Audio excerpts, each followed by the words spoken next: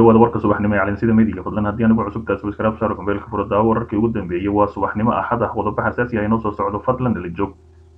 wasiiro iyo xildhibaano ka hor yimid xeerka matalaadka gobolka banaadir ee shalay la ansixiyey ayaa xalay shiray islamarkaasina wararkii ugu dambeeyay ayaa kasoo baxaya xildhibaano gaaraya 72 ka tirsan baarlamaanka federaalk soomaaliya ayaa ka hor yimid xeerka matalaadka gobolka banaadir ee shalay la ansixiyey waxayna sheegeen inuu sharci darro yahay xeerkaasi oo baalmarsan yahay dastuurka gumeelgaarka ee dowladda federaalk soomaaliya 142 mudane ayaa ogolaatay in uu gobolka banaadir 13 xubnood ku yeesho aqalka sare ee baarlamaanka 4 ayaa diiday mana jirin cid ka aamustay xildhibaanada ayaa u badan kuwa ka soo jeeda Puntland iyo Jubbaland waxaana ku jira xubno ka soo jeeda koonfur galbeed iyadoo ay ka dhex muuqanayaan wasiiro ka tirsan xukuumadda oo saaxiib dhow la ah madaxweyne farmaajo sida wasiirka qorsheynta Jamaal Maxamed Xasan wasiirka kalluumaysiga Cabdilaahi Bidaan warsame wasiirka shaqada iyo shaqaalaha Sadiiq Xirsi Warfaa shirka jaraa'id oo ay magaalada Muqdisho ku qabteen ilaa 10 xildhibaan ayaa laga soo saaray qoraal lagu diiday matalaadka gobolka banaadir waxayna ku eedeeyeen guddoonka golaha shacabka inuu dano gaar la lahaa xeerkaani ama kala xeerkaani xildhibaanada ayaa ku doodayay in xeerka magaalada gobolka banaadir uu baalmarsan yahay qodobada dastuurka ah ee 79 82 iyo 83 ee dastuurka gumeelgaarka ee Soomaaliya haddii la rabo in kuraasta aqalka sare la kordhiyo ay tahay in wax laga bedelo qodobka 72 ee dastuurka gumeelgaarka ee federaalka Soomaaliya si kastaba ha ahaatee xildhibaanadii saxiixay ayaa 72 qofood ayaa magacyadooda sida aad shaashada ka aragtaan halkaasi ku saxiixay isla markaasna lama oga inay ku guuleysan doonaan in ay dib u celiyaan sharcigii shalay la ansixiyey si kastaba ha ahaatee xildhibaanadan Puntland iyo Jubbaland ka soo kala jeeda ayaa gabi ahaanba magaalada Muqdisho u diidan in ay matalaad ku yeelato aqalka sare isla markaasina ayagoo canshuurtii magaalada Muqdisho laga qaato lagu biilo isla markaasina guryaha iyo hoteelada ku degan oo ku raaxaysanaya ayay waxay u diidan yihiin xuquuqdii ay lahayd magaalada Muqdisho dhinaca kale booliska Soomaaliya oo gacanta ku dhigay askari 8 sano ka hor dilay 2 haween ahay oo magaalada Muqdisho lagu qabtay waxaa gacanta lagu dhigay askari ka tirsan ciidamada booliska oo 8 sano ka hor dil ka geystay magaalada Muqdisho sida uu sheegay taliska ciidanka booliska Soomaaliyeed askariga la qabtay ayuu taliska booliska sheegay inuu 8 sano ka hor 2 ruux oo haween ahay ku dilay xaafad ka tirsan degmada Kaaraan ee gobolka Banaadir taliska booliska ayaa sheegay in dilka uu geystay askarigani uu yimid kadib markii askariga uu haweenka weydiistay lacag yar balse ay diideen taasoo keentay inuu dilka uu geysto taariikhda markay ahayd 3 May sanadkii 2012 taliska ayaa sheegay inay askarigani uu ku jiro gacanta laamaha amniga isla markaasina dhawaan uu wajihi doono cadaaladda si loogu abaalmariyo dilkii ula kaca ahaa ee uu geystay haweenkaasi shacabka ahaa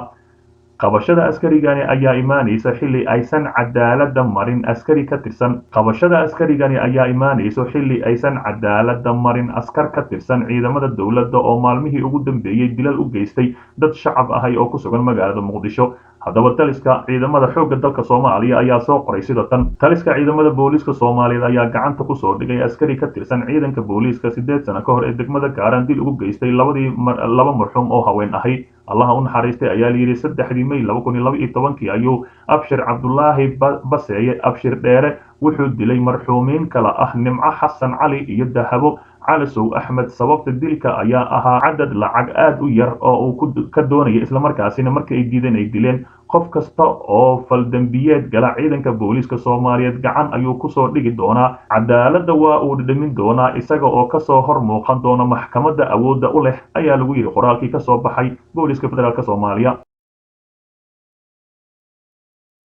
siyaasi musharax Cabdiraxmaan Cabdishakuur warsame xaliimiyay inta dalka qalalaasay aysan gelin waa inay iscaashishaa isla markaasina hadaladii ay maanta ku hadashay si weyn ayaan u ogeynay sigasabaade Cabdiraxmaan Cabdishakuur warsame ayaa ugu baaqay xaliimiyay in dalka inta uusan isdagaalin ay iscaasisho siyaasi Cabdiraxmaan Cabdishakuur warsame ayaa ka hadlay khudbadii ay maanta gudoomiyaha guddiga madaxa bannaan ee doorashooyinka xaliimiyay ka horjeedisay baarlamaanka federaalka Soomaaliya Cabdiraxmaan ayaa sheegay inay horay u ogaayeen hadalka ay sheegi doonto xaliimiyay ee ah muddo kororsiga sida uu hadalka u dhigay hadda ka hor ayaa hogaamiye reer Falastiin ahi waxaa la weydiiyay khudbadii George W Bush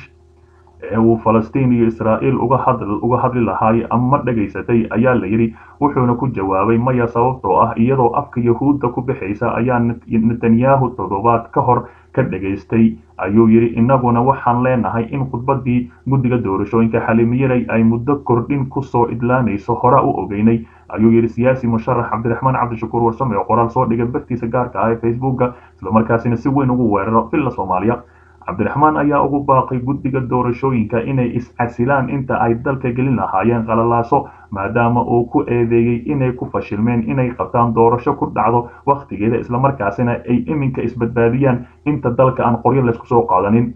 mar haddii mas-uuliyaddii loo igmaday ay kasoo bixi waayaan hal waddo ayaa guddiga kumeel gaarka ee hogaamisa xaliimo yarey u furan ayuu yidhi intii ay dalka qalalaasa geli lahaayeen waa inay is-casilaan. hadalka cabdiraxmaan cabdishakuur warsame ayaa kusoo aadaya xilli maanta ay xaliimo yarey ku dhawaaqday inay dalka doorasho uga qaban karaan 9 ilaa 13 bilood taasoo ku xiran hadba nooca doorasho ee la isku raaco iyadoo soo bandhigtay 2 nooc oo doorasho ahi. gudoomiyaha xaliimo yarey ayaa caddaysay in doorashada habka diiwaangelinta ay ku dhici karto muddo 13 bilood gudahooda laga bilaabo bisha Julaay ee bisha dambe 2020 ilaa Agoosto 2021. waxa ay sheegtay doorashada nooca diiwaangelinta aysan ku qabsoomi karin bisha November ee sanadkan oo ah xilliga baarlamaanka waqtigiisu uu dhamaanayo. sidoo kale waxa ay xustay in doorashada ay ku dhacayso hab diiwaangelin ahi ay ku dhici karto ilaa bisha Agoosto 2021. waxaa kaloo ay xustay in nooca gacanta laga diiwaangeliyo ay ku qabsoomi karto bisha Maarso sanadka 2021. dhinaca kale xildhibaan shaaca ka qaaday qorshaha madaxweyne farmaajo ee aqalka sare. mid ka mid ah senatarada laga soo doorto maamul goboleedka Jubbaland ayaa madaxtooyada Soomaaliya ku eedeeyay inay faragelin qaawan ay ku hayaan golaha aqalka sare ee Soomaaliya. senator Iftiin Xasan Baasto ayaa si caro leh u sheegay in madaxweynaha ay faragelin ku wado kulamadii iyo howlaha golaha aqalka sare ee baarlamaanka Soomaaliya isagoona tilmaamay in kulankii maanta lagu waday inuu aqalka sare yeesho ay ka dambeysay madaxtooyada inuu baaqdo kulankaasi islamarkaasina waxdadii ay imaan waayaan. waxaa inoo muuqata ayuu yidhi in madaxtooyada gaar ahaan xafiiska farmaajo oo isbaaro u dhigtay aqalka sare waxaana laga soo abaabulayaa duminta golaha aqalka sare. horeyna waxaa loo dumiyey golaha baarlamaanka ayuu yidhi senator Iftiin Xasan Baasto maadaama aad ku fashilanteen hogaankii dalka waxaanu ku leenahay wax iskula har taariikhda ayaa ku qori doonto ayuu sii raaciyay senator Iftiin. khilaafka madaxtooyada iyo guddoonka sare ee aqalka sare ayaa sii xoogaysanayay iyadoo ay tahay maanta markii labaad ee uu baaqdo kulanka golaha aqalka sare kadib khilaaf ka dhashay in kulamada lagu qabto aalada online-ka ee laysku arko. dhinaca kale 5 qodob oo lagu go'aamiyey shirkii Dani iyo Qorqor. maamulka Puntland iyo maamulka Galmudug ayaa war-saxaafadeed wadajir ah ka soo saaray shir labadii maalmood ee lasoo dhaafay madaxweynayaasha labada dowlad goboleed uga socday magaalada Gaalkacyo ee gobolka Mudug. war murtiyeedka ka soo baxay shirkaasi oo ka kooban 6 qodob ayaa tilmaamaya in inta badan shirkaasi looga hadlaya arrimaha amniga iyo iskaashiga labada dowlad goboleed iyadoo lagu cadeeyay in shirka noocan oo kale ay joogto noqon doonto. labada dowlad ee labada maamul waxay isku afgarteen inay iska kaashadaan arrimaha kala ah amniga, xoojinta dadaalada nabadda iyo dib u heshiisiinta iyo horumarinta dhaqaalaha. sidoo kalena ka wada shaqaynayay sidii deeqaha caalamiga ahi loo gaarsiin lahaa bulshada Soomaaliyeed si isu dheeli tiran ayaa lagu yiri qoraal oo wadajir ah oo uga soo baxay Puntland iyo Galmudug. qoraalka ayaa intaasi ku sii daraya labada dowlad waa Puntland iyo Galmudug waxay isla garteen ilaalinta iyo xoojinta midnimada Soomaaliyeed iyo hirgelinta nidaamka federaalka ah si waafaqsan dastuurka ku meel gaarka ah ee dalka. sidoo kale qoraalka ka soo baxay shirka madaxda maamulka Puntland iyo Galmudug waxaa hambalyo loogu diray ummadda Soomaaliyeed iyo tan reer Jabuuti oo ku guda jira xuska sanad guuradii maalmihii ay xoroobeen ama gumeystihii reer Yurub ay ka xoroobeen.